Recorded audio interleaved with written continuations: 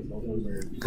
Okay, so it sounds like a lot of us are reaching the kind of overall procedure, right?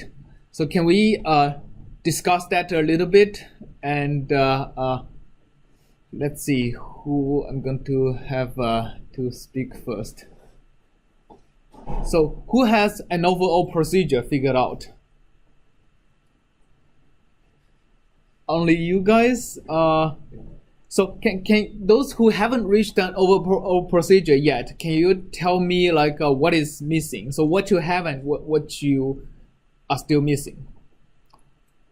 The actual estimation of, like, I got the PDF of the average velocity. Mm-hmm. Also have the PDF of the time, so I should be able to get the distribution of the. So can you describe what your overall procedure is? I'm not doing is, I'm not sure if it will work, but like what I'm thinking about is to first, once we got the PDF of the red one, Yeah. we can get the PDF of the final, of the final velocity. So you're trying to get a final velocity after the solid rocket booster? If we don't add any 0.01, Mm-hmm. if we don't add 0.01. Okay. Like, so we can get the final velocity is from 0 to 40. Okay. And with the, at the beginning we have 250. Yeah. So we can get the PDF of the average overall velocity. Uh-huh. And with the PDF of the time, Uh-huh. we can get the PDF of the total distance that is Remaining? that has passed. Has passed? During Okay. this process. Okay. So we can decide what distance remaining should we decide to make this. Okay. And like adding that 0.01 maybe can, like, I can find a way about how the other ways of comparison can make adjust to the PDF of the distance that is actually possible. So let me rephrase your strategy. So the strategy is from the PDF file of the delta V, you're going to get a PDF file of the remaining velocity to be corrected by the cold gas thruster. Also from the PDF of the delta V and the burn time, you're going to get another separate PDF of how long has I covered during the burning of the solid rocket booster, right? And then from these two PDFs, you're going to try to figure out the remaining, which is how long it takes for the cold gas thruster to slow you down and what's the crash probability. So that approach, I think, anybody has any comments on that approach? Yeah? I realize we may need the initial distance. You need the initial distance, right? And the initial distance is going to be what?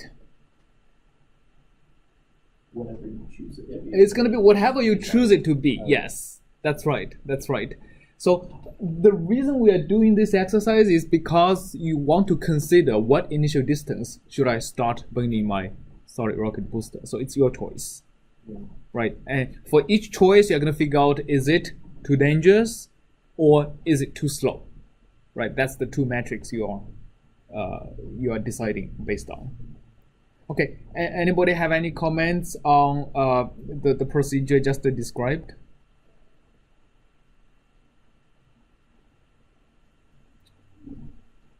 No? So, okay. Or anybody else has any other procedure? So can you describe what you have got and what you're stuck at? The thing is, we got the relation between the distance that we have and between time and density. Mm-hmm. But whenever, so the idea of crashing is when you have a density dependent on 0 and we actually reach the asteroid. But the thing is, we instead have in the relation the metric of time and density at the same time. So we have kind of two unknowns. So you described what problem you have, but like, can you describe also what you have covered to get to that problem? So what you figured out. The relationship between distance. So you figured out the relationship between distance and delta V and time. Yeah. So by distance, you mean the distance The distance between. The spacecraft and the asteroid. Okay, when the solid rocket booster finishes burning, right? Yes. Okay, so it sounds like I think I've seen that group also figure out what's the. So if I know what distance I start burning the solid rocket booster, and also what delta V I get from the solid rocket booster, and how long the booster burns, I can get the final velocity, right? I can get the final distance to the asteroid after the solid rocket booster. That is relatively easy to do. But following your procedure, it becomes a little bit more difficult if you already transformed the PDFs to the final PDF. Why? Because in here, I know these two distributions are independent. I can sample this and sample that independently. But after you figure out the PDFs, it sounds like you have made a lot of progress, right? You have figured out, okay, what is the PDF of the final velocity? What is the PDF of the final distance? But then, does these two random variables, the final velocity and final distance, still independent?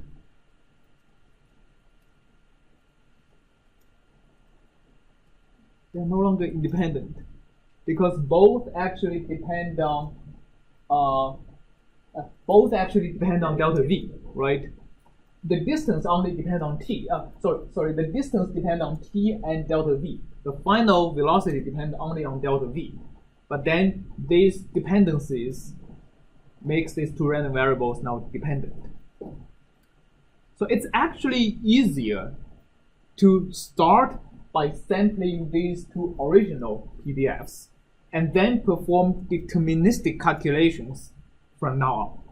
You randomly sample this and this, and then figure out if I know the value of this over here, if I know the value of this over here, how long does it take? Would I crash? All right. So,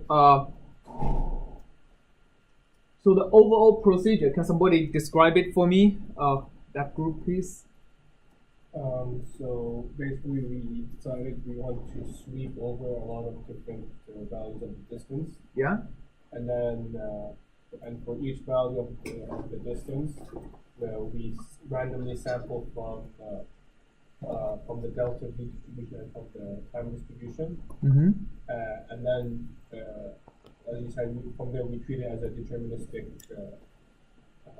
problem. So we wrote a condition for basically the problem, like the condition for crashing. Mm-hmm. And then, so using that, we calculate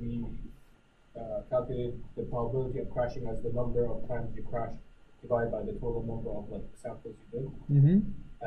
And then you can also calculate the expected time, because once you know the time of burning and the distance and the delta V, then you only have one more variable, which is the amount of time that it takes